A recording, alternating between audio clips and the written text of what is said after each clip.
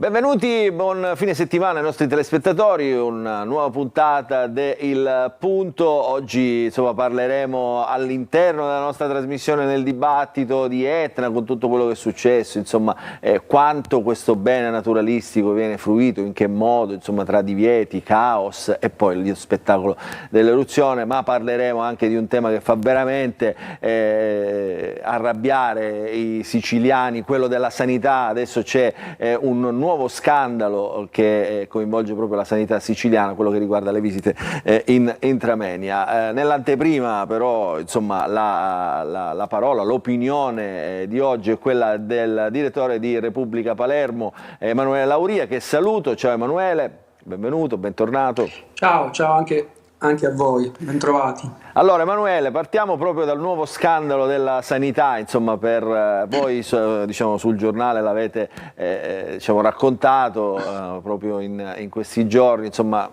questa sanità siciliana che non trova pace. Adesso la storia è che negli ospedali pubblici si erogano più servizi a pagamento rispetto a quelli in regime ordinario. Questo che significa? Che gli utenti sono costretti a pagare per accelerare, ovviamente per scavalcare le liste di attesa che ovviamente per chi non può pagare si allungano a dismisura.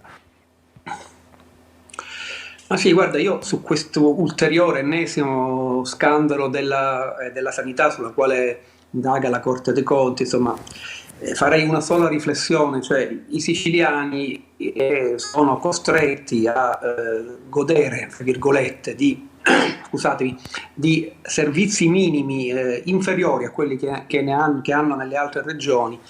Poi alla fine hanno pure, come dire, l'obolo da pagare per avere un minimo di assistenza normale, ecco.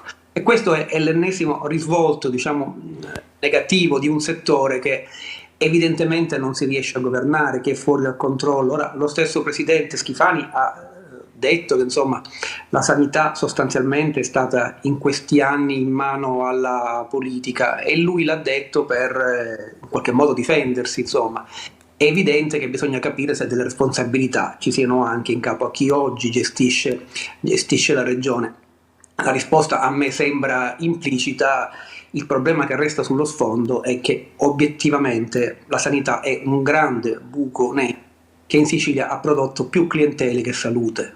Adesso si parla di sostituire, insomma, questo assessore. Già è stato sostituito un primo assessore tecnico, la Faraoni è un assessore tecnico, diciamo, adesso i partiti chiedono una rappresentanza politica nel vero senso della parola, cioè hanno chiesto a Schifani: mettiamoci un politico. Ma guarda, io non so se è quella la soluzione. Diciamo, in un mondo ideale bisognerebbe prendere tutti i manager della sanità, tutti coloro che hanno gestito la sanità e farli andare via e farli ruotare, in un mondo ideale. È chiaro che, diciamo, andando di tentativo in tentativo, fino adesso non si è raggiunto il risultato.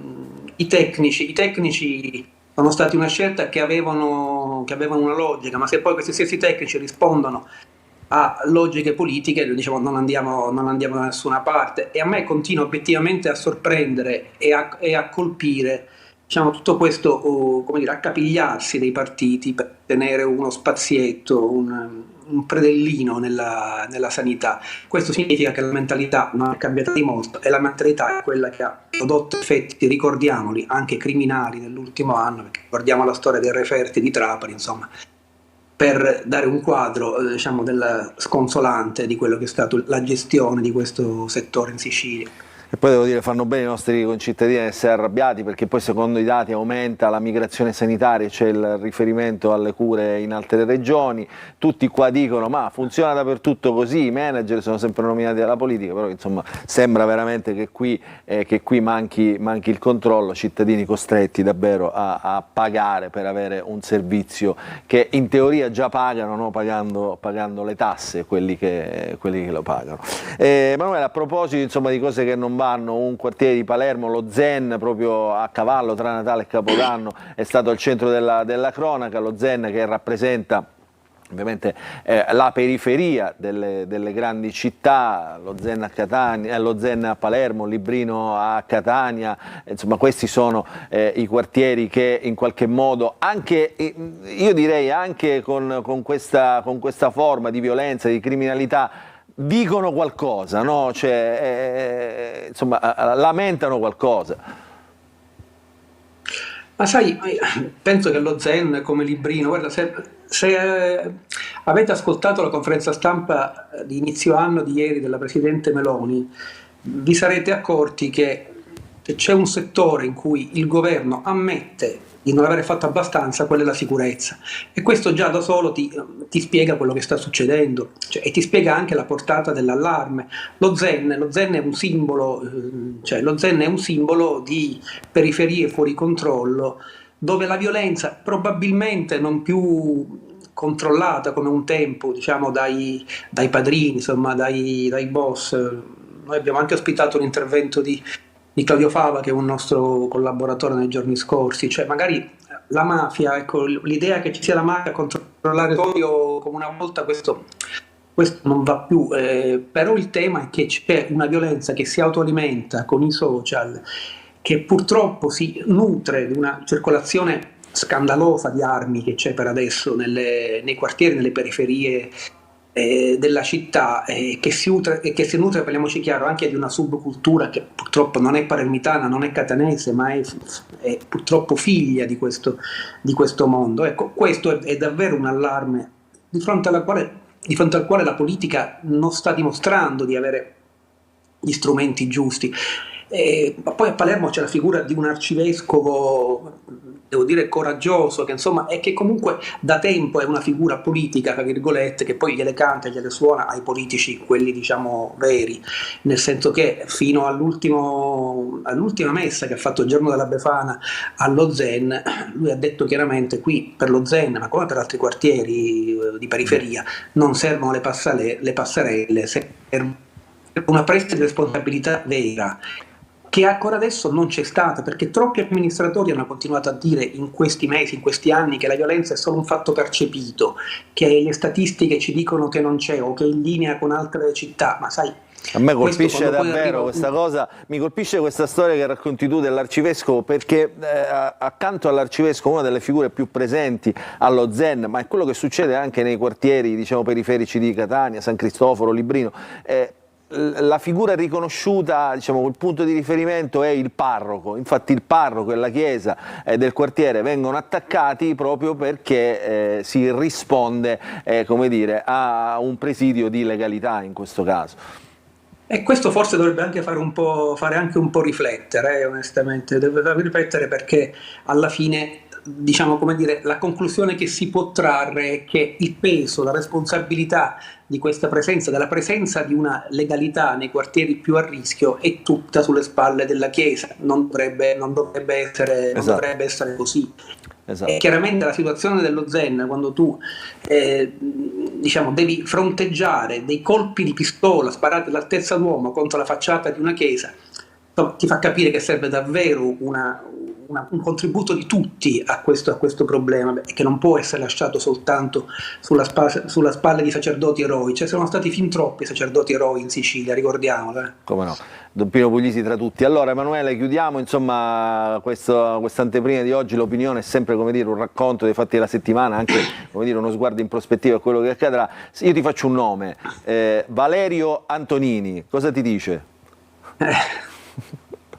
Ma si potrebbero dire tante cose, io mi limito a dirne una, cioè non entriamo nel merito delle contestazioni e di questa battaglia legale sportiva. Aspetta, facciamo un minimo di premessa per i nostri telespettatori, per chi non conosce Valerio Antonini. Valerio Antonini, presidente della squadra di calcio del Trapani, presidente della squadra di basket del Trapani, che milita in Serie A1, quindi nel principale campionato nazionale di basket, imprenditore che ha commercio con l'estero. Lui non è siciliano, ma è venuto in Sicilia a investire. Adesso insomma sta scontando insomma tutta una serie di fallimenti nello sport, innanzitutto, che insomma dovrebbero far riflettere. Questa è diciamo la premessa, Emanuele. Sì, sai, qui più che riflettere sullo sport, e ci riflettiamo, dobbiamo riflettere sull'immagine della Sicilia, secondo me. Cioè Antonini era venuto in Sicilia per rilanciare due squadre, una di calcio e una di basket, era venuto con le migliori intenzioni, con investimenti e devo dire anche con proclami un po' eccessivi, con un piglio sicuramente come dire, disinvolto, aveva affascinato i trapanesi, salvo poi, almeno da quello che risulta diciamo, dalle inchieste federali, salvo poi sostanzialmente non avere i suoi debiti e non pagarli. In questa sua come dire, con questo perseverare in questo atteggiamento si è giunti fino allo scandalo di martedì scorso, quando insomma una squadra di basket di Serie A va a giocare in Champions League in cinque persone, che poi 5 giocatori che si ritirano a 1-1 e la squadra è costretta a ritirarci. Una figuraccia di livello internazionale ripresa da tutti i media di tutto il mondo, e che diciamo anziché promuovere l'immagine della Sicilia ne dà un colpo non da poco. Teniamo pure conto che fra i tanti risvolti anche comici di questa vicenda c'è quella che Antonini ha preso dalla regione un contributo da 300.000 euro per la promozione dell'immagine della Sicilia. Questo è un altro degli aspetti quasi pirandelliani, sai, quelle storie pirandelliane. C'è anche la storia del figlio di Schifani, là, insomma, consulente. Sì, perché questo stesso contributo viene dato dalla regione a una società il cui consulente, il cui legale è appunto il figlio del presidente della regione stessa. Può essere una coincidenza, non lo so, decidete voi, certo c'è un'indagine della Corte dei Conti su tutta questa vicenda, ma il fatto in sé è questo, cioè noi abbiamo fatto, attraverso lo sport che oggi è una vetrina potentissima, abbiamo dato un colpo, diciamo, non da poco alla credibilità, all'immagine della Sicilia, e si è ripetuto una di quelle storie per cui poi insomma i siciliani si innamorano di alcuni personaggi che poi spariscono, ohimè, prendono una parabola discendente dalla quale poi non riescono a recuperare. Ci saranno sviluppi nelle prossime ore, ma mi pare evidente che il destino di Trapani, purtroppo, malgrado diciamo, la passione e la competenza dei tifosi di Trapani, sia abbastanza segnato. Ricordo che Antonini si era, come dire, schierato anche contro l'amministrazione comunale di Trapani, addirittura aveva creato un movimento per decidere le sorti amministrative della città, quindi uno che era davvero dentro la città. Poi a un certo punto insomma le vicende raccontano invece poi con uno slogan che oggi sembra paradossale, lo slogan trampiano Make Trapani Great Again, che insomma obiettivamente a rileggere adesso un pochettino insomma dovrebbe far riflettere. Allora Emanuele, grazie come sempre per il tuo contributo, per la tua opinione, ci ritroviamo nelle prossime settimane sempre qui al Punto. Adesso subito dopo la sigla cominceremo a parlare di Etna, perché anche questo insomma è un'altra delle storie tragicomiche della nostra Sicilia. Emanuele annuisce perché è ancora in linea. Abbiamo il vulcano più alto d'Europa, una delle bellezze straordinarie, più belle del mondo direi, e riusciamo a combinare dei patatrack incredibili anche con la promozione del turismo. Emanuele, grazie. Anche lì c'entra Pirandello. Sì, anche lì c'entra Pirandello. Noi sorridiamo, insomma, ma la vicenda ha una serietà davvero importante. Ne parleremo subito dopo la sigla. Saluto Emanuele Lauria. Ciao Emanuele. Grazie a voi.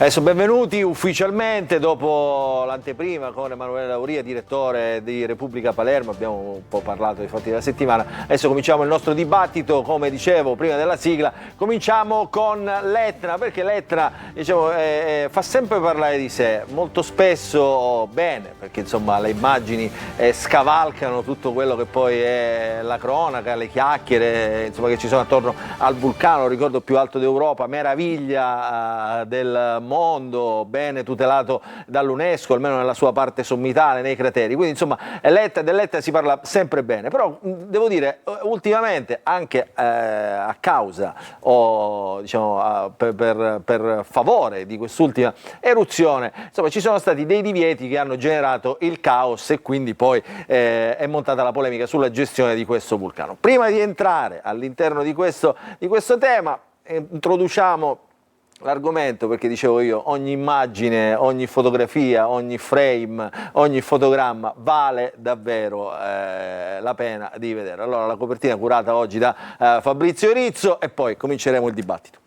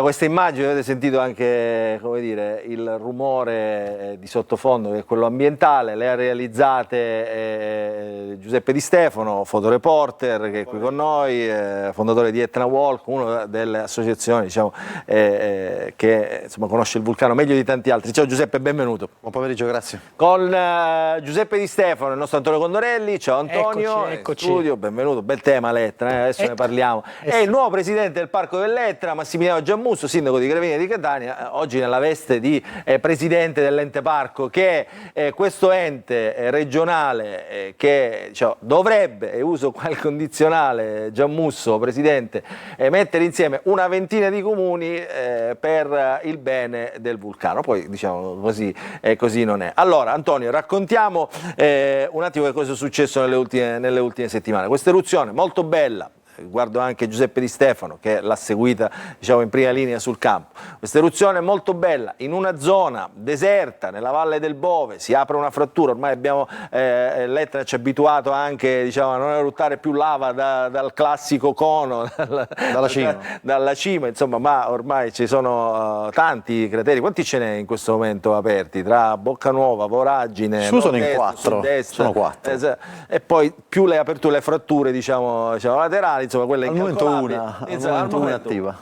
E dopo esce questo flusso di lava che si riversa in questa parte deserta della Valle del Bove, ovviamente attira, e qui guardo anche il presidente del parco, attira la curiosità di tanti viaggiatori, di tanti turisti, di tanti appassionati del vulcano, mi ci metto pure io in mezzo, per vedere la lava da vicino. Che succede? A un certo punto la protezione civile, la prefettura, i sindaci, tutti insieme, gli enti autorizzati diciamo, alla sicurezza sul vulcano, bloccano gli accessi all'unica strada diciamo, che porta, più sicura, diciamo, la strada più sicura che porta in cima a quota 1400 metri per vedere l'eruzione. Le guide scioperano, non è mai successo, lo dico ai nostri telespettatori, insomma un po' di caos gestionale che racconta poi diciamo, quanto su questo vulcano che dovrebbe essere, no Antonio?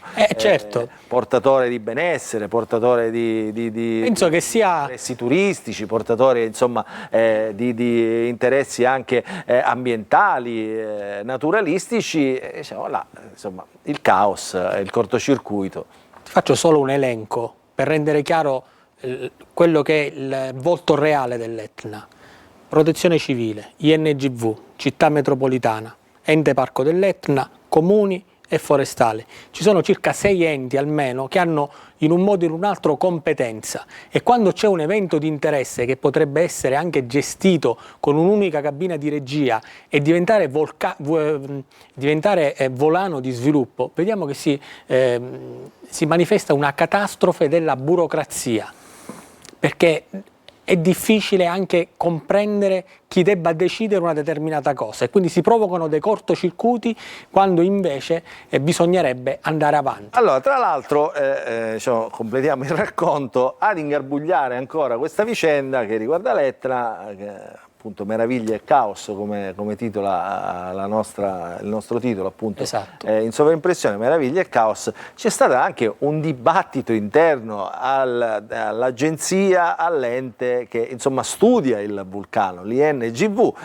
Un ricercatore dell'INGV conosciutissimo, Boris Benche, pubblica a un certo punto sui suoi social network, qua guardo Giuseppe Di Stefano, a titolo personale, un suo parere, diciamo, su questi divieti. Dice: secondo me, la faccio breve, non c'era bisogno di mettere transenne, divieti, insomma, perché l'eruzione, insomma, la lava prosegue molto lenta, non c'erano gli estremi per il pericolo, era avvicinabile, diciamo, anche come facciamo con tanti, con le guide, insomma, fino a, diciamo, quasi a toccarla. Dice, quindi, insomma, secondo me, detto a titolo personale, non c'era bisogno di mettere tutte queste restrizioni. Risponde subito l'INGV nazionale e dice: no, attenzione, dice, queste sono dichiarazioni, dice, a titolo personale. Lui l'aveva specificato, dice, perché, dice, noi studiamo il vulcano, sappiamo noi quello che facciamo, e quindi sbaglia lui a dire queste cose. Insomma, Peppe, com'è?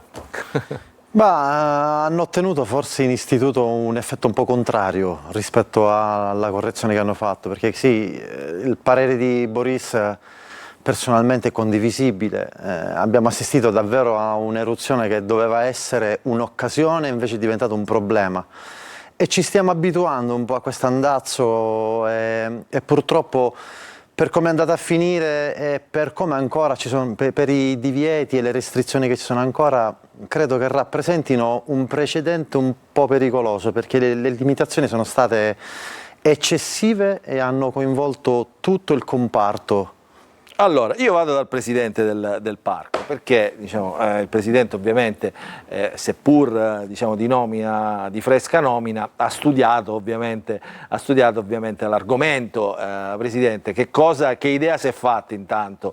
Ci sono certamente, a parte dei correttivi certamente da mettere in atto, c'è però, come dire, un vuoto decisionale, no? All'interno di questo vulcano, anche perché poi succedono delle cose, al di là dei divieti, succedono le cose dove il vulcano diventa poi preda anche di, io li chiamo delinquenti, quelli che poi prima tra tutti buttano la spazzatura nelle aree isolate. Quindi insomma noi siamo sempre bravissimi tutti a riempirci la bocca con meraviglia, stupore, straordinario, UNESCO eccetera, poi però gran parte, anzi tanti cittadini, qualcuno di voi dei sindaci li ha beccati anche con le fototrappole, però fate il vostro meglio, io non lo metto in dubbio, però questi ci sono e continuano a deturpare l'Etna. Sì, intanto bisogna dire che già, a mio avviso, stiamo vivendo forse una fase nuova, anche dovuta a questi momenti di ragionamenti, di dialogo che ci sono stati con questa elezione di Capodanno. Intanto devo dire che Antonio Condorelli ha fatto un elenco abbastanza preciso, anche se forse non esaustivo, delle autorità. Ne mancano. Sì, perché forse abbiamo dimenticato anche i 3 sindaci dei 3 comuni coinvolti, non ricordo se li avete citati. Però è anche vero che credo sia anche necessario che sia così, perché questo è un limite probabilmente non dettato dalla volontà ovviamente degli enti istituzionali che in questo momento intervengono, ma perché ci sono delle precise competenze di carattere normativo. Io parlo, cominciando proprio dall'ente Parco dell'Etna, che sostanzialmente è un ente di carattere autorizzativo, ambientale, di tutela ambientale, che quindi partecipa certamente, perché nessuno di noi si vuole ovviamente sottrarre al proprio ruolo istituzionale nei confronti del territorio, però è chiaro che di fronte a emergenze che riguardano sostanzialmente l'ordine pubblico e la protezione civile noi partecipiamo, ma già esula da quelli che sono i nostri compiti ordinari. Chi decide, Presidente, dal punto di vista pratico? No, abbiamo fatto un coordinamento in prefettura e a mio avviso anzi va comunque ringraziato il prefetto e i suoi uffici per aver voluto fare questo tentativo di cercare di trovare sintesi tra le varie esigenze. È chiaro che le ordinanze sono state emesse dai colleghi sindaci, ma i sindaci non siamo tuttologi, anche se probabilmente a un certo punto lo diventiamo, ma affidiamo sempre a coloro che hanno una competenza, un contenuto di carattere scientifico che va oltre quelle che sono le competenze anche di esperienza e di conoscenza del territorio che un sindaco inevitabilmente ha. È chiaro che ci sono, come dicevo prima, delle esigenze di protezione civile e che, non per tornare sulla questione NGV, ma al tavolo erano seduti anche coloro che da un punto di vista prettamente scientifico, geologico, vulcanologico, certamente ne sanno molto. Allora, io lo dico giusto per, diciamo, per precisazione e non è banale, ovviamente chi vive il vulcano lo sa, cioè, sono situazioni imprevedibili, cioè, vivere e andare, diciamo, anche solo camminare in alta quota durante un'eruzione è un momento diciamo, imprevedibile, può succedere qualcosa da un momento all'altro. È vero che gli studi però ci sono proprio per questo, diciamo, in questo caso se uno studioso come Boris Beck dice sostanzialmente non c'era pericolo, allora perché, diciamo, non provare a sfruttarlo questo vulcano, sindaco? Il tema poi è sempre questo, cioè noi abbiamo delle bellezze, una ricchezza naturalistica eccezionale, non riusciamo mai a, come dire, a ingranare la marcia e farlo diventare volano di sviluppo. Cioè, in questo momento, Peppe, se in questo momento qualcuno va sull'Etna, troverà vicino alla funivia, quindi a Etna Sud e probabilmente anche a Etna Nord, nonostante gli impianti siano chiusi, un sacco di turisti stranieri. Esatto. E c'è un comunicato stampa che è stato diffuso 2 giorni fa che dice che la strada per l'Etna è chiusa, cioè la Mare Neve, mentre noi parliamo, è chiusa. E oggi è sabato, normalmente in queste località, quando c'è il weekend, le attività e le istituzioni si preparano per accogliere e per disciplinare anche quella che è la folla di turisti che vanno nel posto. Ci sono forse 150 attività in ciascun versante e 150 famiglie che possono vivere tra guide turistiche, coloro che vendono i souvenir, coloro che gestiscono i servizi di ristorazione. Ora, tutto questo ha un valore o non ha un valore? E aggiungo una cosa. Chiudendo l'accesso più semplice in Valle del Bove, le persone che comunque devono andare a raggiungere la colata sono state esposte a molti più rischi prendendo altre vie, certo. E l'ho visto con i miei occhi. Giusto, perché poi si cercano le strade secondarie. Allora ci fermiamo un attimo per la pubblicità, poi faccio rivedere delle altre immagini bellissime che ci ha portato Peppe Di Stefano, insomma, che raccontano questa meraviglia. Poi ce le commenti anche dall'altro punto di vista senza polemiche. Dopo la pubblicità. Rientriamo in diretta all'interno del punto di oggi. Stiamo parlando nella prima parte dell'Etna, questa meraviglia della natura che diciamo, tra Natale e Capodanno, insomma, ha manifestato, consentitemi di dirlo, tutta la disorganizzazione gestionale diciamo, che un vulcano meraviglia, bene dell'UNESCO, non dovrebbe assolutamente avere. E con noi il nuovo presidente del Parco dell'Etna, che ci mette la faccia, diciamo, ma non perché sia responsabile, diciamo, di nessuna mancanza, lo diciamo prima che poi, insomma, no, Giammusso la vedono associata a questa polemica, dice guarda qua è uno dei colpevoli. Non è così, perché poi stiamo cercando di raccontare anche come, diciamo, questi enti che dovrebbero tutelarlo, questo parco dell'Etna, in effetti poco fanno. Qualcuno ha detto, dice, questa Etna dovrebbe diventare parco nazionale, solo così, con la gestione diciamo, centrale, dello Stato centrale, probabilmente come avviene poi nel Parco Nazionale d'Abruzzo o in altri parchi d'Italia, diciamo, probabilmente la gestione potrebbe essere diversa. Lei che dice?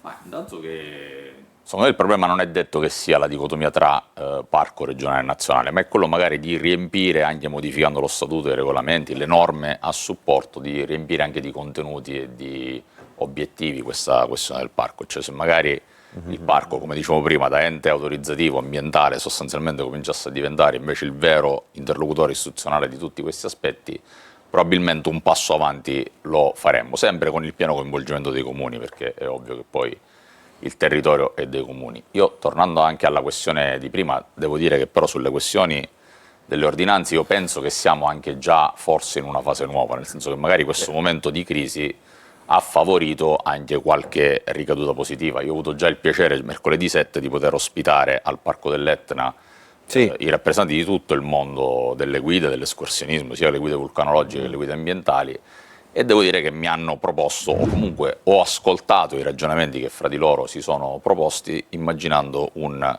sistema, un metodo di fruizione che certamente ora nell'immediatezza non è facile da organizzare, ma che se ci si ragiona da ora e si lavora con gli enti istituzionali preposti, che poi dovranno essere coloro che autorizzano, cioè appunto la prefettura, la protezione civile, l'NGV, dal punto di vista scientifico, io credo che qualche passo avanti questa crisi magari lo potrà anche aver portato. Non mi nascondo che ho già chiesto ovviamente agli enti con cui ci interfacciamo di poter immaginare, di poter riascoltare le guide, di riaffermare questo tavolo, e su questo io voglio essere ottimista, perché trovata l'unità del mondo delle guide, perché a un certo punto si era anche creato una difficoltà nel comprendere quale figura professionale effettivamente fosse adeguata per poter accompagnare i turisti e gli utenti, io credo che individuato un po' quelle che possono essere le varie competenze, si può anche essere più chiari e proporre alla prefettura, alla protezione civile, all'INGV stessa, magari un sistema di fruizione diverso, che però, lo dico sempre, è condizionato a quelle che sono le esigenze prevalenti, l'ordine pubblico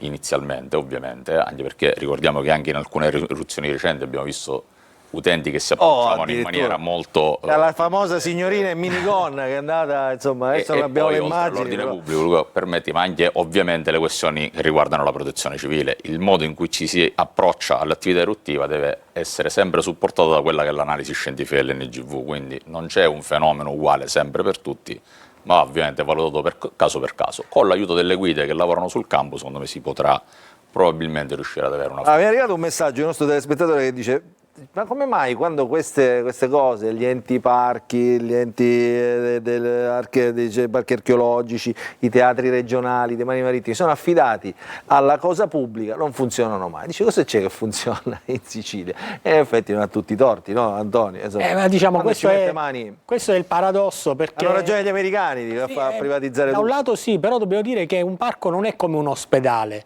Cioè, gli ospedali sappiamo che non funzionano e sappiamo perché non funzionano. Ora il parco... Adesso ne parliamo dopo, nella seconda parte. Esatto, il parco però potrebbe essere un'opportunità. Qui il problema sono le regole. È stato istituito nel 1987, giusto Presidente? Assolutamente sì. Allora ci vorrebbe un intervento legislativo serio, che fosse anche consapevole delle importanze e delle sfide che ci sono oggi, domani e domenica. Una persona che si sveglia e dice voglio andare nell'Etna, ma qualcuno pensa che un albergatore possa programmare la propria stagione così? Qualcuno pensa che le attività ricettive e di ristorazione possano programmare la domenica assumendo personale, facendo investimenti, acquistando beni alimentari senza sapere se le persone possono recarsi in quel posto senza che ci sia alcun tipo di pericolo? Perché domani, fino a prova contraria, ci potrebbe esserci il rischio del ghiaccio, se non sbaglio, in questo momento. Quindi è un rischio normale, basterebbe passare lo spazzaneve. Stiamo parlando di cose elementari, siamo a metà gennaio, quando deve iniziare la stagione. Giuseppe Di Stefano, insomma, che vive il vulcano, diciamo, tra l'altro tu stai di base proprio di casa tua a Nicolosi, Nicolosi Pedara, sì. Quindi sei là, proprio, insomma, respiri ovviamente strategicamente. Diciamo, anche tu cosa vedi, diciamo, cos'è che secondo te, insomma, dovrebbe, poi ti faccio vedere le immagini tue che sono meravigliose, insomma, chiudiamo con la dolcezza questa parte di trasmissione, diciamo, dove metteresti subito mano tu? Dai dei suggerimenti la strada che ha intrapreso il Presidente è quella giusta del dialogo, perché per anni ci sono state parti che non si sono neanche incontrate, quindi già questo è un grande passo. Sicuramente i problemi sull'Etna sono tanti, forse coinvolgerei di più i sindaci dei vari comuni per quanto riguarda la tutela delle proprie aree, perché di fondo poi sono 20 comuni che si spartiscono un territorio di quasi 60.000 ettari, però non sembra che in realtà ci sia una tutela reale di queste aree. Diciamolo anche, diciamo, senza tirare, come dire, la pietra addosso ai sindaci, sono aree ovviamente impervie, molto spesso. Capisco anche la difficoltà dei sindaci, sono aree molto ampie, assolutamente. E il controllo, diciamo, per dei comuni, adesso parla al sindaco, che hanno sempre meno risorse, diventa difficoltoso, però è chiaro che bisogna farlo, cioè stiamo parlando di una bellezza straordinaria, cioè patrimonio dell'umanità, non si può lasciarla così al primo che la deturpa di turno. Vediamo le immagini, Giuseppe. Allora, adesso commentiamole queste immagini di Giuseppe Di Stefano, ne abbiamo messo un po', diciamo, di questi, di questi giorni. Chiedo alla regia di mandarle in onda, ecco, vediamo se sono, queste sono credo le stesse di prima, però vabbè, insomma, oggi insomma siamo così. Adesso c'è la neve, c'è più neve, perché sì, insomma, più neve. ha nevicato di più. Qui dove siamo? Allora, questo è il cratere di Sud-Est, sono foto, credo che queste sono immagini non mie, ma le posso commentare comunque. Il cratere di Sud-Est. Queste sono le tue che le abbiamo girate insieme. Queste eravamo insieme, certo. Questa fa riferimento all'attività che c'è stato alla fine dell'anno al cratere di Nord-Est, alla Voragine e anche alla Boccanuova. Tre attività tre attività diverse. Mancava il protagonista degli ultimi anni, che è il cratere di Sud-Est, che quasi immotivatamente è rimasto in silenzio durante quella settimana.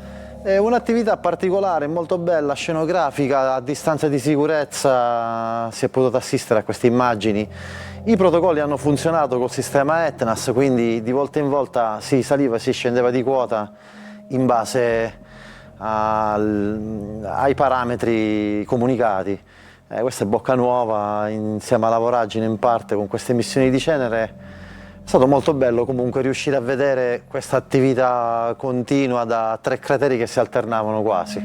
Ovviamente diciamo, il momento più bello quando c'è l'eruzione in corso è diciamo, andare a vedere la lava di sera, perché insomma... La gente vuole vedere la lava di sera, le agenzie di media con cui lavoro vogliono vedere le immagini di sera. Il fatto di essere stati limitati fino alle 18 è stato un grave danno anche per noi, ma anche per le persone che potevano assistere a qualcosa che sicuramente di sera è più impattante. La raccomandazione ovviamente che facciamo a tutti i nostri telespettatori ai quali è venuta voglia di andare sul vulcano è ovviamente andate preparati con la giusta attrezzatura, se superate i limiti ovviamente affidatevi alle guide esperte che sono formate proprio per accompagnarvi attraverso questi sentieri. Altro tema appunto è questo dei sentieri che non sono ben evidenziati, ma negli ultimi anni devo dire la sentieristica del CAI è stata molto importante, è riuscita comunque a catalogare, a segnare, quindi sono stati fatti passi avanti anche sotto questo aspetto. Tanti sentieri ancora oggi ogni tanto sono attraversati da motociclisti così improvvisati, però devo dire che anche solo rispetto a 5 anni fa sono stati fatti passi avanti grandi davvero. E poi c'è il tema ovviamente degli impianti che diciamo, servono, la funivia serve, continua a servire tutto l'anno ovviamente i turisti, però non servono gli sciatori perché gli impianti per esempio dall'altro lato dobbiamo pensare, restano chiusi perché non c'è la neve. Ancora non c'è l'innevamento sufficiente per aprire gli impianti ad Etna Nord, speriamo e confidiamo in questo weekend, tra domenica e lunedì dovrebbe esserci qualcosa di interessante. Ma è dura, qua in Sicilia la neve diventa sempre più difficile da vedere. L'anno scorso siamo stati strafortunati a cominciare a ridosso della fine dell'anno ed è stata una buona stagione. Quest'anno vediamo cosa ci riserva Madre Natura. Vedremo. Allora, Presidente Giammusso, prossima volta escursione sull'Etna con il nostro Giuseppe Di Stefano, così le spiega insomma tutti i meandri, diciamo, tutte le particolarità poco conosciute ovviamente a chi non è esperto come me e come lei, evidentemente non so se lei è esperto, però insomma mediamente esperto. Noi chiudiamo, non so se voleva aggiungere qualche cosa, se no chiudiamo questa parte di trasmissione perché tra poco ci occupiamo di sanità, magagne della sanità. Ripeto, il ringraziamento ovviamente va sempre agli enti istituzionali che comunque se ne stanno occupando e che martedì tra l'altro ci rincontreremo nuovamente proprio per parlare del piano neve, visto che sono previste a breve queste precipitazioni nevose. Ripeto, io voglio essere ottimista e credo che comunque ci sia anche una grande sensibilità da parte delle istituzioni, per cui forse bisogna limare qualche difficoltà anche di carattere normativo, ma posso garantire, ed è anche il motivo per cui ho accettato di fare il presidente del Parco dell'Etna, che l'Etna emoziona tutti noi, quindi quando si viene chiamati in causa nel proprio ruolo istituzionale per una cosa che si chiama Etna, credo che tutti siamo particolarmente motivati a cercare di fare bene. Quindi, allora, in bocca al lupo per il suo nuovo incarico, grazie a Giuseppe Di Stefano. Grazie, buon pomeriggio. Antonio, tu resta lì perché tra un po' facciamo arrabbiare un po' di telespettatori. Sì, ma quelli che ogni volta hanno bisogno di una visita in ospedale non ci arrivano mai perché sono sempre in coda in queste famose liste d'attesa, poi ci sono i sveliamo le carte. sveliamo le carte, poi ci sono i furbetti che fanno il giro dall'altro lato, Esatto. che si fanno operare, che pagano i soldi, insomma vediamo. Dopo la pubblicità.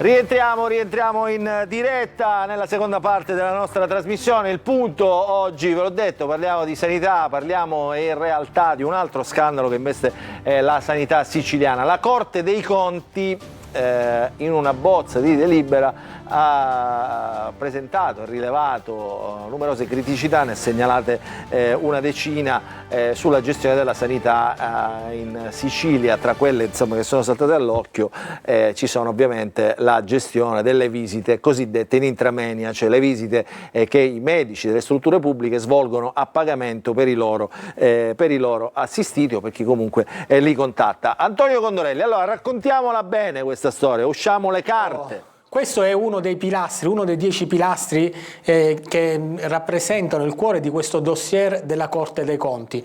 L'elemento intramoenia è un elemento cruciale perché vuol dire la possibilità di effettuare delle operazioni a pagamento dentro l'ospedale pubblico. Quello che ha scoperto la Corte dei Conti è che c'è uno squilibrio e non viene rispettata la legge, perché la persona dovrebbe essere libera di scegliere di voler pagare e di essere operato nella struttura pubblica, nella quale però dovrebbe essere anche possibile essere operati gratis. Quello che emerge invece è il mancato rispetto delle regole e che le persone siano quasi costrette a dover pagare per essere operati, perché se no devono sottostare alle regole dei comuni cittadini, cioè lunghe liste d'attese e soprattutto tempi indefiniti per potersi operare. Ma questo è solo uno dei 10 punti. Allora, abbiamo cambiato gli ospiti studio, ovviamente con noi adesso c'è l'onorevole Carlo Gilistro, deputato regionale del Movimento 5 Stelle, in Commissione Sanità, Commissione Salute alla Regione Siciliana, c'è un medico ospedaliero, un dirigente medico, il dottor Alessandro Belvedere, e l'onorevole Giuseppe Zitelli, anche lui in Commissione Sanità, deputato regionale di Fratelli d'Italia. Gilistro, oltre ad essere deputato regionale, è anche un medico, quindi conosce bene il tema. Ha detto Antonio Condorelli, questo è il regime di intramoenia, ovviamente è quello che fa, no, un po' arrabbiare di più diciamo, gli utenti, perché sono quelli che poi in qualche modo sono costretti a pagare per scavalcare queste fastidiosissime e incomprensibili liste di attesa che così martellano e distruggono la nostra sanità, perché poi tutti o se ne vanno dai privati oppure si vanno a operare appunto in intramoenia dagli stessi che poi dovrebbero garantire il servizio pubblico, no? Il regime ordinario si chiama così, no Gilistro? Sì, è una situazione abbastanza strana, anche perché le persone che hanno necessità di avere un intervento chirurgico, una prestazione diagnostica, una prestazione medica, praticamente la differenza fra una visita, una prestazione in intramoenia è brevissima e la prestazione invece in pubblico diventa lunghissima. Questo vale, io posso capire questa differenza quando questa differenza è fatta di poche settimane, di un mese, di 2 mesi, ma qua l'incongruenza sta nel fatto che ci sono anche anni di attesa e per la stessa prestazione poi in pochi giorni la puoi avere in intramoenia. Però non è così semplice pensare che l'intramoenia sia un problema reale, perché bisogna anche ascoltare chi fa l'intramoenia. In che senso? Nel senso che chi fa l'intramoenia praticamente spesso è un professore che potrebbe farlo anche in extramoenia, attenzione, ci sono molti medici che potrebbero andare in extramoenia e quindi andare a lavorare in strutture. A me questa cosa veramente mi fa nervosire, perché è lei come ha far sfuggire, no, perché è fare fuggire poi gli utenti, cioè nel senso diciamo, per spiegarlo ai nostri telespettatori che magari ci sono 3 regimi: il regime ordinario, che è quello a cui dovrebbero avere accesso tutti senza pagamento, cioè perché si pagano già le tasse per pagare la sanità. Assolutamente. Quindi questo è, diciamo, il regime che dovrebbe essere dedicato a tutti. Questo regime di prestazione ordinaria ha delle lunghe code infinite, come diceva lei, per fare la famosa risonanza magnetica ci si impiega, no, dottore Belvedere, anni, secoli. E quindi si ricorre all'intramenia. L'intramenia è lo stesso medico che dovrebbe fornire il regime ordinario in regime di pagamento, che poi viene girato anche in parte alla struttura pubblica, quindi ci guadagna il medico, ci guadagna anche la struttura pubblica, si accorcia questa fila. Addirittura poi c'è l'extramenia, cioè alcuni, non tutti i medici, alcuni medici possono lavorare diciamo, fuori dall'ospedale, fuori dalla struttura pubblica, pur essendo parte della struttura pubblica, e farsi pagare la cosiddetta visita extramenia fuori dall'ospedale. Fuori dall'ospedale, tutto il compenso è tutta una arriva al è una situazione molto complessa, per cui il paziente non riesce a capire questa cosa. Cioè il paziente non può aspettare mesi o anni, cioè il paziente non può dire c'è quello che ha i soldi e la possibilità di potersela fare. Ben diverso è il discorso fra uno che è una struttura totalmente privata o un professionista totalmente privato, in cui tu cittadino te lo puoi permettere e preferisci utilizzare quello professionista perché ti fidi di quel professionista che fa solo solo nel privato, per solo in privato. E qua la cosa assurda che dobbiamo spiegare è che i pazienti vi chiedono come può una struttura fare concorrenza alla stessa struttura, certo, e fare la concorrenza a se stessa. Non solo, anche perché questo delle cosiddette delle prestazioni intramenia, ricordiamolo che i pazienti lo devono sapere queste cose, cioè il paziente che viene visitato in intramenia paga una cifra molto esosa ed è convinta che il professionista che va in intramenia prende tutta quella cifra. No, il professionista, il professore, il primario che prende quella cifra prende un 30%, meno, il 70% anche meno del 30% tolte le tasse, quindi il 70% va alla struttura pubblica. Che non garantisce quel servizio. Capito cosa voglio dire? Dottore Belvedere, prego. Sì, è un, credo, ultimo... Ora devo dire, scusi la interrompo, su questa storia della Corte dei Conti ovviamente la Regione, voi, il governo Schifani sta cercando di dare delle risposte. Ricordiamo ai nostri telespettatori che in questo momento nella sanità, diciamo, c'è una delle criticità politiche di questo governo Schifani. L'attuale assessore alla sanità, Daniela Faroni, è messa in discussione, non lo leghiamo, no, per primo anche dal suo partito, no, Fratelli d'Italia, che chiede ovviamente diciamo, un altro nome per questo assessorato, visto anche quello che è successo col precedente assessore, l'assessore Volo. Quindi adesso ce lo fa un punto lei, sì, allora, politico e gestionale. Intanto dal punto di vista gestionale, sicuramente la Corte dei Conti ha messo l'accento su quello che è comunque un problema che dura da parecchio tempo, che è collegato alle liste d'attesa. Uno dei punti della relazione della Corte dei Conti, credo un centinaio di pagine, ha messo in evidenza che forse il rapporto tra le visite cosiddette ordinarie e le visite in intramenia, il rapporto non regge, nel senso che se un medico riesce a fare in 5 ore 10 visite, sto facendo soltanto un esempio, in maniera ordinaria, non si capisce perché nelle altre 5 ore fuori dai propri orari lavorativi per quanto riguarda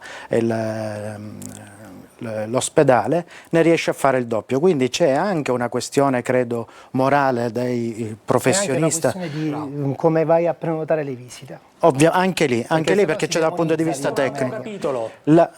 Quello che Sì. dice Belvedere correttamente. Sì, perché sennò si va a Adesso ci demonizzare arrivo. l'intramenia. Dico l'intramenia che è un sistema che Giustamente dice, se previsto. quello riesce a farne 10 nelle ore in cui si dedica al pubblico e 20 nelle ore in cui fa l'attività privata, diciamo qualche cosa non va. Il problema spiegato in maniera elementare è anche questo, credo, nelle un centinaio di pagine della relazione mandata poi all'assessorato alla salute da parte della Corte dei Conti, uno dei punti è proprio questo.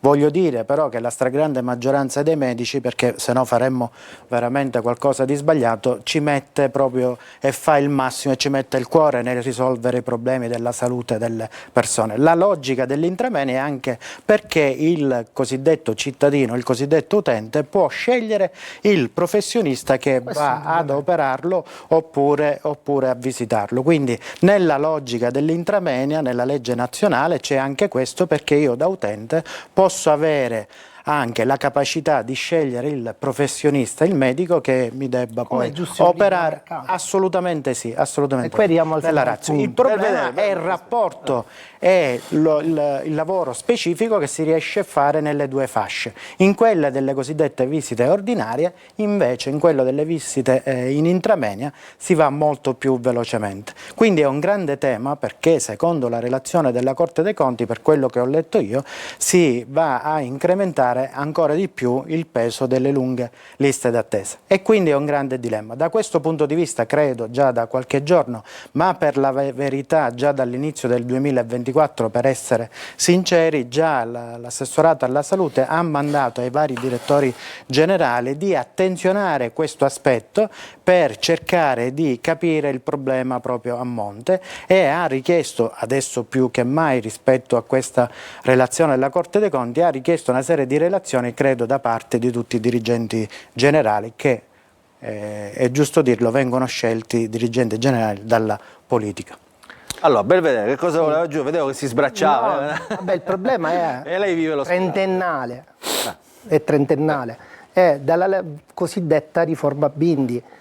Dobbiamo essere concreti, cioè a livello nazionale il sistema Bindi ha virato verso il sistema sanitario privato, perché si è detto sì, tu medico, dirigente medico, devi scegliere cosa fare in ospedale. Io per esempio sono in extramoenia, cioè io fuori dal mio lavoro faccio quello che voglio, ci pago le tasse e faccio quello che voglio.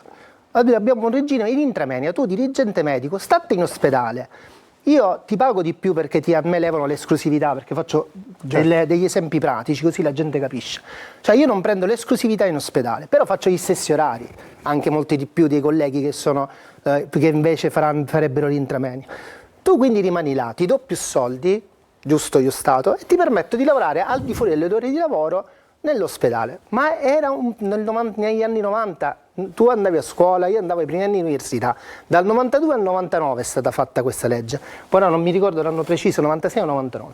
Ma cosa si voleva fare in quei tempi? Bisognava fare in modo che, essendoci meno medici, c'erano i famosi baroni universitari che avevano la clinica, e poi facevano quello che volevano, giusto? Avevano il lavoro in ospedale. Il giovane medico come me che si laureava non trovava posto nelle strutture pubbliche, perché c'erano tanti medici, ora invece al contrario. Quindi cosa si inventò la Bindi con quel governo? Di fare in modo di fare delle carriere separate. Però questo che cosa messe in evidenza? Intanto la maggior parte dei medici scelsero di andare fuori dall'ospedale.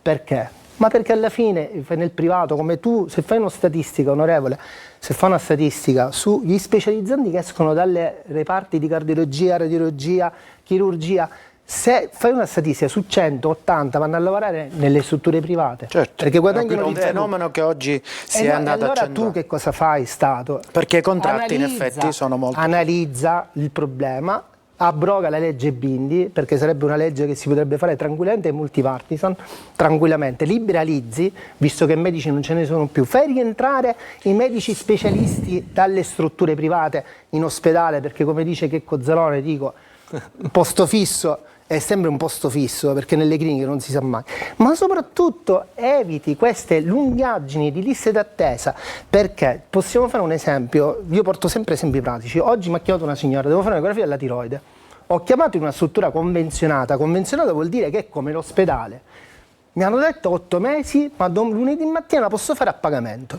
Ora secondo te è normale? Non è normale. È un equilibrio totalmente inesistente. Non è un problema, è un problema. Certo. È un problema.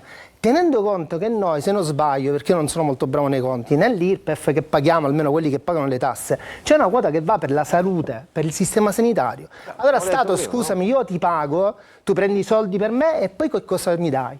Non mi dai niente. Ma è proprio questo, no? Ministro, la risposta infatti, scusami collega, ma infatti secondo me si deve ristabilire immediatamente, perché no si rischia veramente la rivoluzione, un equilibrio tra quello che sono le visite ordinarie e tutto quello che è in intramenia, perché ci sono dei benefici nella logica, nella ratio della legge nazionale, del sistema sanitario nazionale, tra questi ad esempio poco fa si parlava anche del prezzo, no? Il prezzo è superiore ovviamente alla visita ordinaria perché si paga un ticket, ma che dovrebbe essere inferiore al 100% privato, quindi c'è anche una logica. Ma quando non c'è più un'equità tra quello che si svolge in ordinario e quello che si svolge in intramenia, è ovvio che il sistema salta. E allora è proprio lì che si deve intervenire. No, ma perché Poi, viene annullato in questo modo assolutamente, non ha l'ordinario, più una allora, logica. l'ordinario E non la esiste gente più. capisce che non c'è più un sistema che li vada a tutelare. E non servono una neanche volta gli già esempi, pagando convenzioni, assolutamente non serve a sì. niente. E allora si deve intervenire in un settore molto delicato, perché questo è delicato in tutta Italia, a maggior ragione in Sicilia dove tutto diventa complicato, ma è proprio questo, la mancanza di equilibrio tra l'ordinario e l'intramenia. Antonio. O si interviene o non si riesce più a gestire Infatti, il sistema. se interrompo, il quarto sistema che lui si è scordato, l'emergenza. L'emergenza è per H24 e quindi perché c'è un sovraffollamento dei pronto soccorsi? Per questo. Perché si entra prima, è la prima, Perché diciamo, il entri portone prima, più fai- rapido devi fare di notare, accesso. anche è se chiaro. c'è Antonio, problema del La situazione è surreale perché guardate che ci sono degli elementi particolari che riguardano l'effettiva consistenza delle prestazioni che vengono rese o che non vengono rese. Punto primo, attraverso il sovracup, cioè che sta sopra gli altri CUP, centri unici di prenotazione. Spieghiamo cosa sono, centri unici di prenotazione attraverso i quali prenotare una prestazione. Allora, se io lo faccio attraverso il sovracup, posso creare un duplicato, cioè posso essere prenotato sia in un sovracup che in un CUP, e quindi questo è un duplicato, primo problema. Secondo problema. Facciamo un esempio, Antonio, così Facciamo un esempio, che io devo essere sottoposto a una visita che mi è stata prescritta, chiamo il sovracup e mi prenoto al sovracup, poi chiamo l'azienda sanitaria, mi prenoto nell'azienda sanitaria e ho 2 prenotazioni, ma i tempi non si dimezzano, raddoppiano, perché si sommano. Capito? Non comunicano queste 2 entità che sono state pagate anche in milioni. posti diversi, no? Anche Cioè, in posti diversi, ma anche uno a Caltagirone, per dire, uno anche negli nella stessi stessa posti, provincia, però in paradossalmente. Il rischio è che aziende avvenga diverse. anche negli stessi posti. Vi leggo cosa dicono a proposito del famoso abbattimento delle liste d'attesa. Dice la Corte dei Conti: i dati sono stati autodichiarati dalle singole aziende a seguito di attività di recall e bonifica delle liste di attesa. Oltre il 90% delle prestazioni specialistiche e l'80% dei ricoveri in liste d'attesa sono stati eliminati senza che l'attività sanitaria sia stata effettivamente resa. Noi stiamo parlando di decine di migliaia, forse centinaia di migliaia di prestazioni fantasma sulle quali si sta indagando la Corte dei Conti, perché sono dei costi che sono stati messi a bilancio, sono costi che sono stati finanziati. Qua si rischia che ci sia una bolla di milioni di euro, di decine, di centinaia di milioni di euro sulle prestazioni che effettivamente sono state rese ai siciliani e che devono essere rese. Stiamo parlando di persone in lista d'attesa per mesi, per anni, che alcune sono morte per i mancati esami istologici, altri ancora oggi stanno aspettando, altri non sanno se hanno un cancro, altri rischiano di averlo. Allora, rispetto a tutto questo, è un dossier che scotta, che è finito nelle mani ai piani alti della regione, e manca anche l'informatizzazione. L'informatizzazione non va bene, non esiste questa informatizzazione per la quale sono stati spesi decine di milioni di euro. Permetterebbe di incrociare i dati, di anche evidenziare se ci sono delle incongruenze. Volevo Vai, dire prego. questo, e poi il dottore Condorelli mette l'accento su una cosa che è un problema che fa parte anche delle abitudini nostre dei cittadini, nel senso che io da buon cittadino catanese spesso capita, perché si accentua soprattutto nelle città, che prenoto la stessa visita sia all'ASP, e quindi a Caltagirone piuttosto che ad Acireale, la stessa per mettermi in sicurezza anche all'Arnas. Ma la devi con il annellare CUP, però. con il centro unico prenotazioni, mentre in alcune regioni del nord c'era uno studio in tal senso. Quando io lo prenoto tolgo l'altra seconda prenotazione, quindi non lascio buco, perché quel professionista in automatico, perfetto, qua non c'è questa abitudine. Questa è la famosa mancanza di informatizzazione di cui certo, parlavo. sicuramente un buon sistema informatico potrebbe aiutare anche l'atteggiamento del cittadino, no? E perché per la stessa prenotazione si raddoppia. Paghi, se Una no, precisazione, se te lo scordi, onorevole, paghi. scusi, una precisazione che lo dice la Corte dei Conti. Qui la colpa non è del cittadino, perché è stata pagata una piattaforma che si chiama Gilia, che avrebbe dovuto garantire la gestione integrata delle liste d'attesa e dei ricoveri ordinari chirurgici, vale anche per i ricoveri. Cioè non è il cittadino colpevole di chiamare più volte sperando di essere sottoposto a una visita. Il problema è che abbiamo pagato più sistemi che tra loro non comunicano. Anzi, diciamo, no, Antonio, Esatto. quella è come dire, anche comprensibile. È no? comprensibile. Il cittadino che cerca soccorso soccorso che cerca aiuto, le percorre tutte le strade. Compreso poi quella di finire, l'abbiamo detto più volte e dimostrato anche delle inchieste giudiziarie, compreso quella di finire a chiamare il politico per sbloccare. E allora lì tutto questo sistema che va in tilt, che la Corte dei Conti ha decifrato molto bene, vedete che si allinea tutto, o pagando con l'intramenia, oppure chiamando al politico che gestisce attraverso i manager anche le liste d'attesa. Per completezza, Antonio, aggiungiamo, l'abbiamo detto poc'anzi, che c'è anche un'altra porta d'ingresso che diventa un portone percorso ormai da chi non ha più speranze, che è quella di entrare nel circuito attraverso il pronto soccorso, cercando una visita urgente, di emergenza. E lì scoppia praticamente il caos, perché noi abbiamo visto che c'è stato un aumento del 350% durante queste vacanze di Natale, perché un sistema sanitario come quello siciliano, che costa i miliardi, ha i medici che se ne vanno in vacanza per un mese, e le case di famiglia che non sono mai partite, i pronto soccorso secondari che non esistono. Allora dove si va? Si va dal dottore Belvedere e ci sono centinaia e centinaia di persone in fila, dove i medici, ricordiamolo, sono degli eroi. Dobbiamo fare un applauso ai medici come il dottore Belvedere, che è qui presente in studio, e gli altri che sono lì nel pronto soccorso a sopperire le carenze di un sistema che non funziona. Comunque, allora facciamo così, ci fermiamo un attimo per la pubblicità, anzi lo dica, dottor Belvedere. volevo dire proprio questo, la tempesta perfetta è accaduta fra il 20 di dicembre e il 31 di gennaio, e poi è ripartita dal 2. Perché?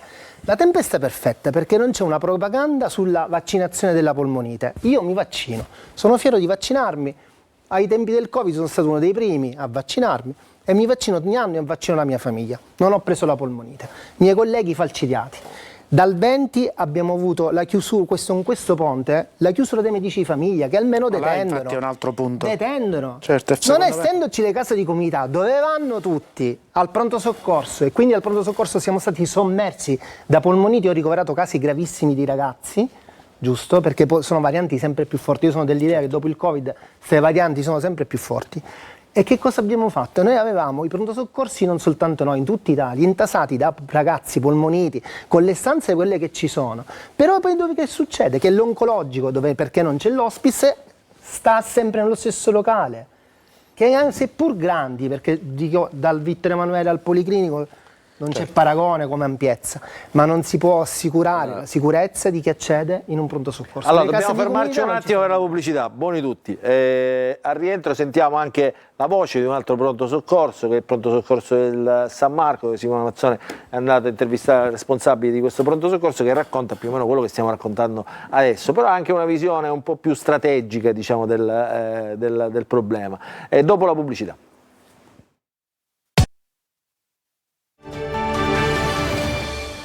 Rientriamo in diretta all'interno della nostra trasmissione del Punto. Stiamo parlando dell'ennesimo scandalo. Io ormai lo dico anche, diciamo, veramente sospirando, perché insomma ogni volta ce n'è una su questa sanità regionale. Non riusciamo proprio a uscire da questo imbuto, diciamo, delle polemiche, degli scandali, dei costi esagerati, delle polemiche anche politiche. Poco fa con l'onorevole Zitelli, che è qui in studio, abbiamo fatto riferimento anche, vuol dire, alla polemica politica legata all'assessorato alla sanità. Il Movimento 5 Stelle, rappresentato oggi dall'onorevole Carlo Gilistro, insomma, attacca sistematicamente su questa questione della sanità il governo Schifani. Oggi addirittura alla presentazione della Casa Riformista, che è, diciamo, il movimento di Italia Viva, addirittura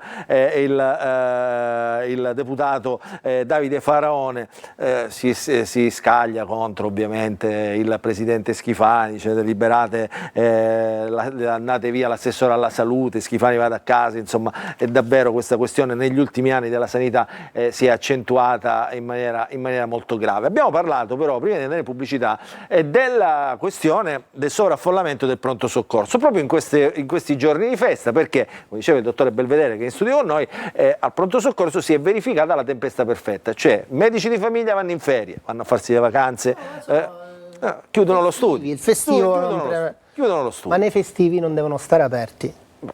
Erogano un servizio, non vendono il telefonino. Sì, però nel festivo il medico di famiglia non... Dottore Gilistro, lei è onorevole Gilistro, insomma, si eroga un servizio, insomma. Ci sarebbe la guardia bisognerebbe medica. anche uniformarlo questa gestione. Quindi medici di famiglia chiudono gli studi, vanno in ferie. Le strutture private anche loro chiudono perché sono strutture private. Tutto il sovraffollamento arriva al pronto soccorso dove gli utenti cercano risposte alle loro, tra virgolette, emergenze. Siamo andati al pronto soccorso dell'ospedale San Marco con Simona Mazzone, raccontiamo anche questo spaccato di società.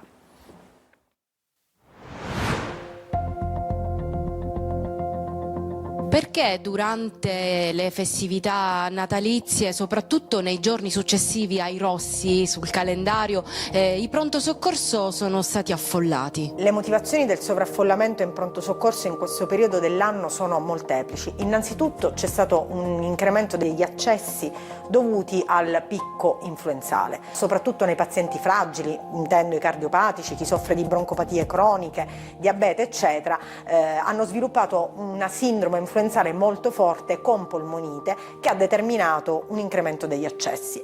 L'altra motivazione è che durante il periodo festivo purtroppo vengono a mancare tutta una serie di servizi collaterali al pronto soccorso, per cui il cittadino chiaramente cerca aiuto, cerca risposte nell'unico servizio che è aperto H24 7 giorni su 7, che è proprio il pronto soccorso. Sto parlando dell'ambulatorio del medico di famiglia che magari riduce durante il periodo festivo il servizio. E a proposito del medico di famiglia a cui generalmente ci si rivolge, quali sono le sue responsabilità? Io non parlerei di responsabilità, io parlerei di un cambiamento di rapporto. Il cittadino adesso non si accontenta più del semplice esame obiettivo con la mano poggiata sulla pancia come si faceva un tempo. Quindi se si deve parlare si deve fare un discorso più complesso, nel senso che ai medici di famiglia devono essere dati tutti questi strumenti nei propri ambulatori per dare più risposte al cittadino che spesso non le trova e utilizza male il pronto soccorso venendo da noi. Tornando al sovraffollamento nei pronto soccorso, quanti pazienti rimangono e quindi vengono smistati nei reparti e quanti invece vanno a casa? Allora, in merito ai pazienti che arrivano in pronto soccorso, noi siamo assolutamente come tasso di dimissione allineato con gli altri tassi di dimissione nazionali, se non un po' più basso, come pronto soccorso il San Marco. Dei pazienti che entrano giornalmente in questo periodo in pronto soccorso, che sono circa 130-140, solo il 9% vengono trattenuti dentro il pronto soccorso e gli altri vengono dimessi a casa in tempi abbastanza brevi. Questo a significare che magari molte patologie potrebbero essere comunque gestite diversamente e il paziente non necessita del pronto soccorso. Esiste anche quindi i reparti sono congestionati con questi pazienti, le dimissioni si allungano, i posti letto sono pochi e la gente resta in boarding. Le strutture, molti pazienti vengono portati qui in pronto soccorso per problemi pratici, gestionali, che la famiglia non riesce più a gestire, ma questo non è un paziente da ospedalizzare, questo è un paziente che dovrebbe essere destinato ad altre strutture. Speriamo che con l'applicazione del DM 77, quindi con l'apertura delle case di comunità, degli ospedali di comunità, la situazione migliori. Esistono numerosi studi pubblicati in cui il boarding, più è lungo il tempo del boarding, più aumenta il tasso di mortalità dei pazienti. Quando parla di questi pazienti anziani cronici che vengono portati al pronto soccorso, vengono portati qui impropriamente? Di fatto sì, perché il pronto soccorso deve essere utilizzato bene e deve essere utilizzato per gli acuti.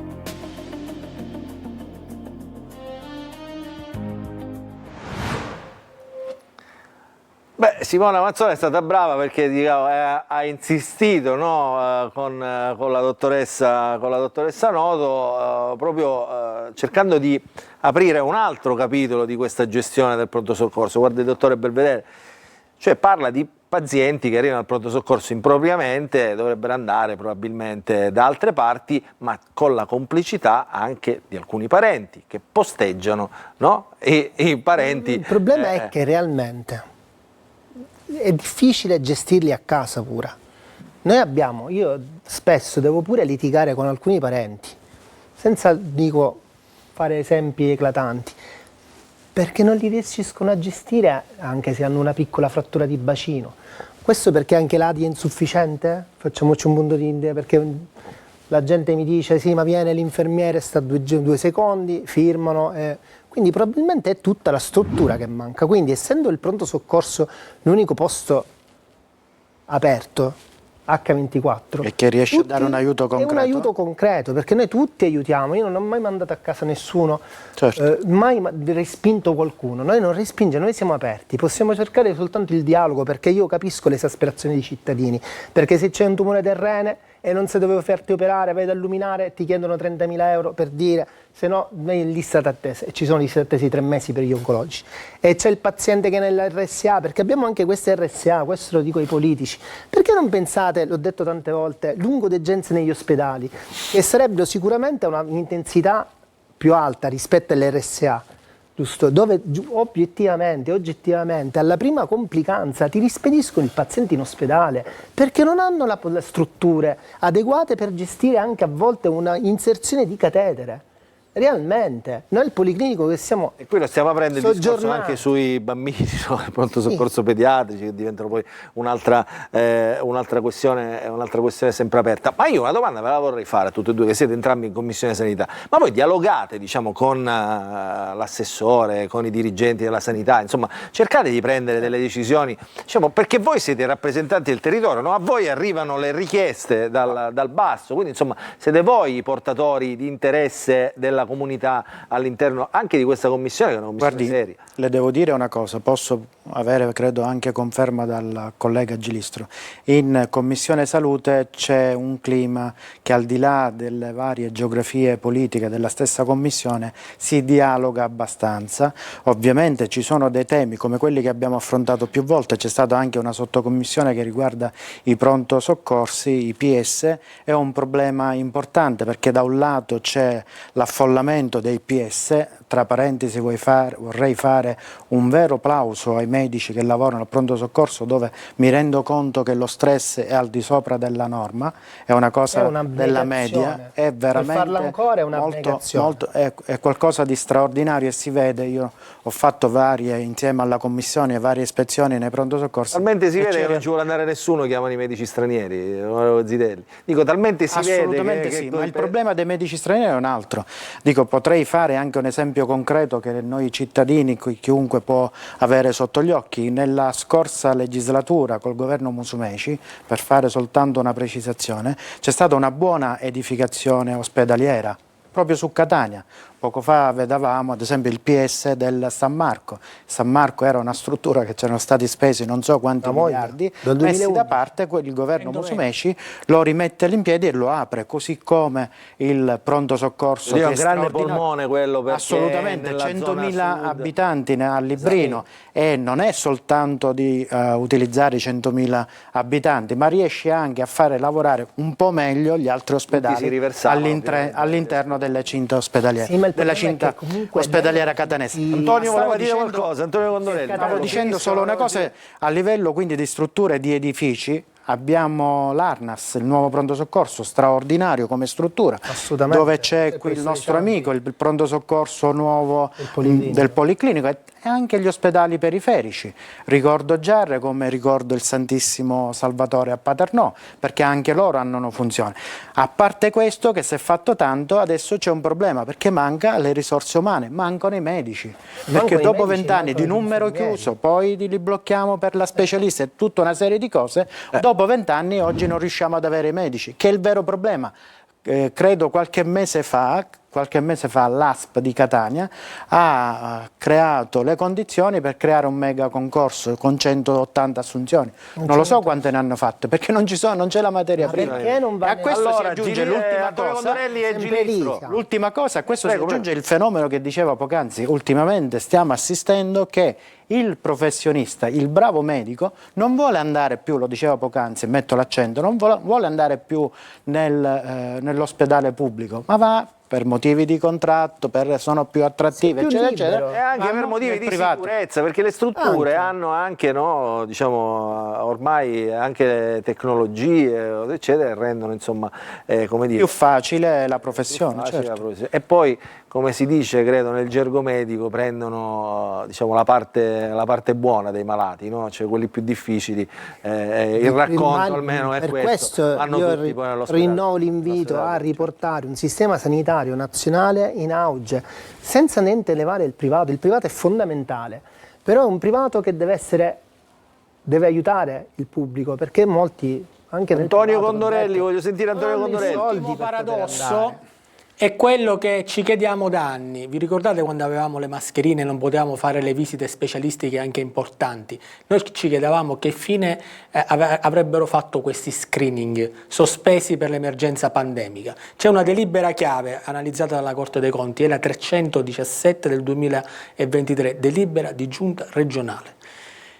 Non ha previsto alcuna disposizione in ordine al recupero degli screening arretrati a causa dell'emergenza pandemica, né sono stati comunicati dati aggiornati sugli screening al Dipartimento della Pianificazione Strategica.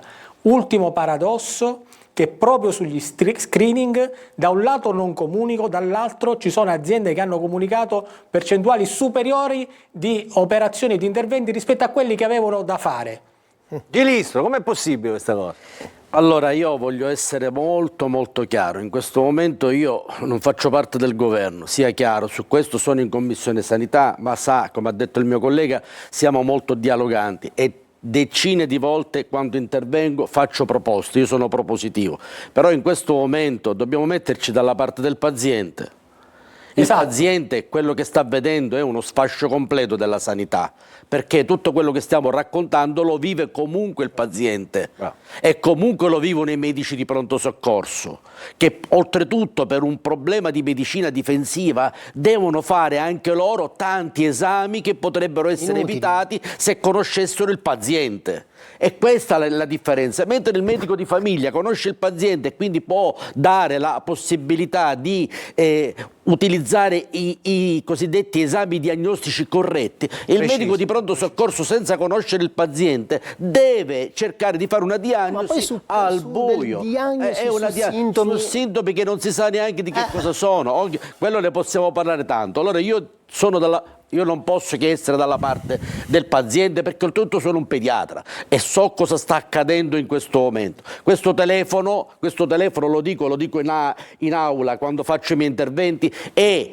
pienissimo di messaggi che mi arrivano di persone scontentissime di questa sanità, scontentissime per le liste d'attesa, per quello che succede anche. Lasciamo stare in alcuni reparti, perché non è quello che noi parliamo, non possiamo fare di tutta l'erba un fascio, questo sia chiaro, ma voglio tornare a fare un attimo il passo indietro, perché qua il problema è, se c'è stato un cambiamento di un assessore e se ne sta cambiando un altro, il problema è molto più grave di quello che stiamo pensando, quindi c'è qualcosa che sta andando in stato di male epilettico. La sanità in questo momento in uno stato di carenza, c'è una serie di concause, ma la cosa più importante di cui abbiamo parlato prima, che io più volte in commissione sto cercando di portare avanti, è quello di razionalizzare, di avere una programmazione. Manca totalmente una programmazione, una visione chirurgica del problema, soprattutto con le liste d'attesa, perché c'è quello che abbiamo detto prima, i cosiddetti non show. Faccio l'esempio pratico così i nostri teleascoltatori ci possono capire. Io prenoto la visita oculistica e me la danno fra un anno. Chiaro, a un certo punto dico ma non posso aspettare, ho un peggioramento e me ne vado dal privato senza sprenotare. Cosa succede? Che quando andiamo nei reparti, e questo succede anche con le vaccinazioni, praticamente il 30%, il 20%, il 40% a seconda dei casi praticamente non si presentano e quindi abbiamo dei buchi, un terzo, stiamo parlando già nelle vaccinazioni.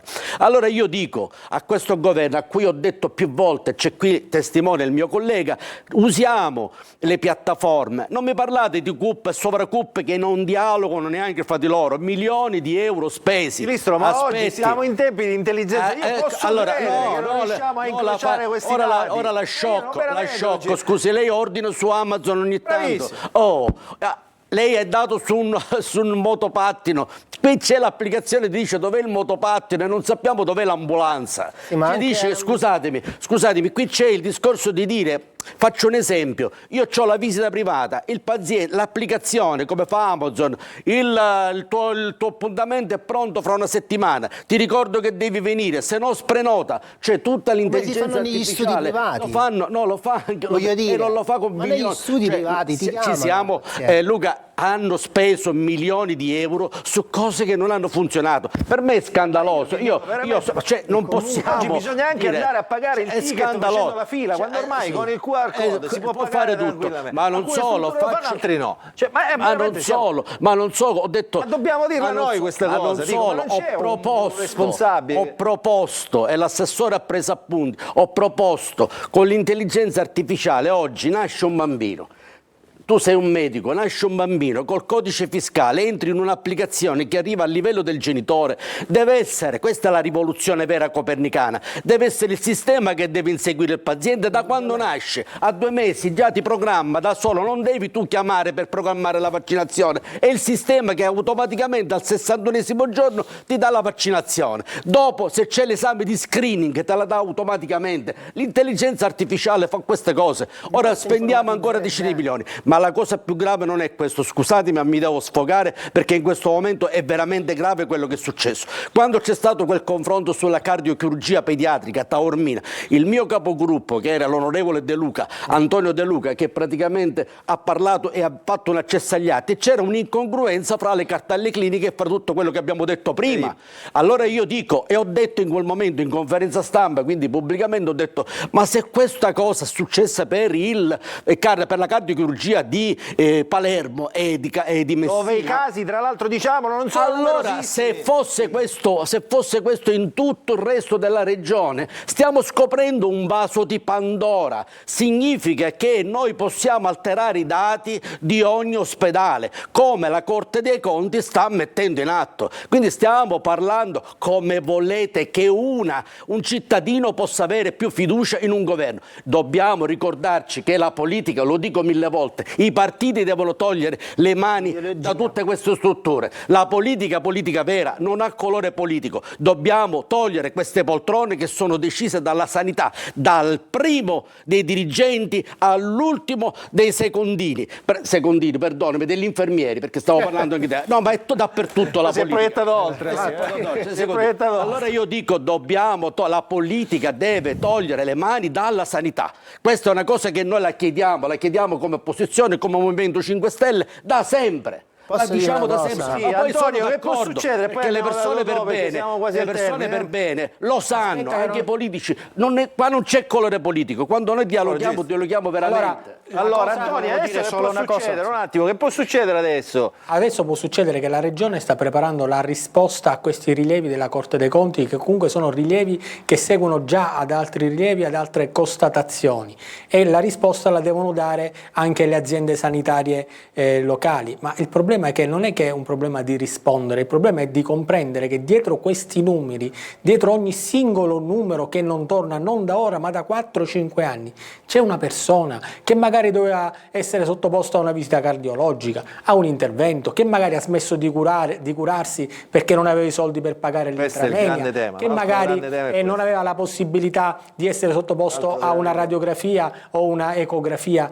privata, che magari non era, per come funzionano le cose in Sicilia, raccomandata, perché poi la stessa politica che ha prodotto questo sfacelo è la politica che ha trasformato il grande problema della sanità in un serbatoio di voti. Allora, adesso dobbiamo chiudere, zitete che non abbiamo più il tempo. No, volevo dire soltanto, solo un flash. Nel rapporto politica-sanità ci vuole una buona politica. Poco fa hai citato il discorso della cardiochirurgia infantile. Tu ricorderai, me ne devi dare merito, che c'è stata una grande commissione che ha cercato di interloquire con il governo centrale e siamo riusciti non solo a inserirla nella rete ospedaliera così come voleva il Ministero, ma avere la proroga per poi avere 2 cardiochirurgie in Sicilia così come. Allora, voglio dire, non ci abbiamo tempo, voglio dire, nel discorso della cardiochirurgia, dico, nel rapporto ci vuole una politica di alto livello, perché a me l'ha che possa colpito quello che diceva Gilistro, cioè l'incrocio dei numeri che non risultavano. Quello è un'altra analisi dei numeri che non risultavano. Dare una deroga a una cardiochirurgia, ma tu vedere che ci potrebbero esserci delle cartelle false, che ci potrebbero essere dei numeri che sono stati falsificati all'interno di un governo regionale e delle ASP, è una cosa di una gravità immensa. Assurda. Sarà la giustizia a fare il suo decorso. Ma assolutamente.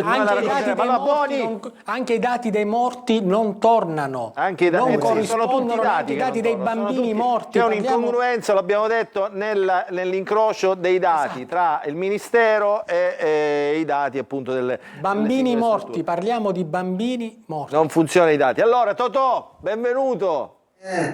Ma come benvenuto? Benvenuto, dico Tanti auguri Totò. Tanti auguri Totò, oggi è il giorno del suo compleanno, tanti auguri Totò. Vabbè, insomma, questo Insomma, interessa io lo dico, insomma, ci fa piacere, no? Allora, È bello. ma almeno dico, ci dà- parlate di sanità, quindi peggio mi sento. Peggio mi Allora, sente.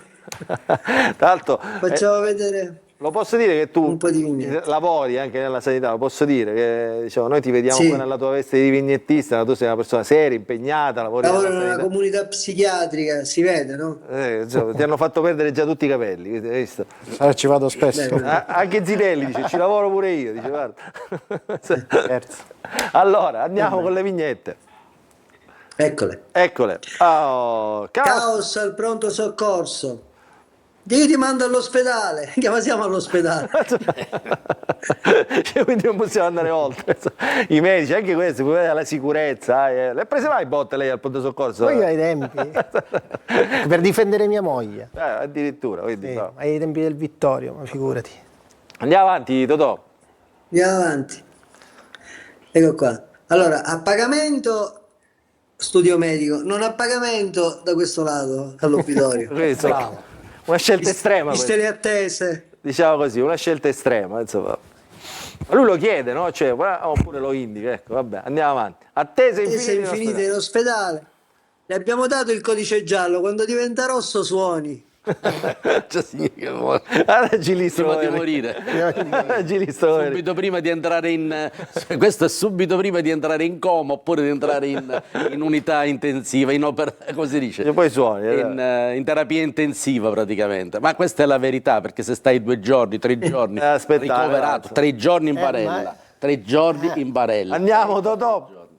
Andiamo. Vai. Ho fatto qualcosa anche sull'Etna. Abbiamo parlato dell'Etna. Ci sono i divieti, ecco. Ma dove credi di andare? Io veramente sono residente. Con la Volpe, hanno bloccato. In effetti è quasi così, cioè, l'estremizzazione è quasi così, hanno bloccato tutti. Questa è la più bella che ho sentito veramente. Ci hanno bloccato chi abita là. Andiamo avanti, tutti i divieti dell'Etna. Il vulcano è acceso, è l'entusiasmo che è spento. Mannaggia, fanno passare la voglia, vietato passare, fanno passare la voglia. Guardate là. Andiamo. E con questo abbiamo era l'ultima? Era l'ultima. Sì. Va bene, Totò. Allora, buon proseguimento di compleanno. Ti vedi, spegni le candele, non voglio sapere quante le spegni. Una trentina. 40. 31. Niente, ognuno dice la sua qua, insomma, vabbè. Ne spegne una col numero sotto, dipende quel numero che cosa porta. Totò, grazie, ci vediamo la prossima settimana. Buona continuazione.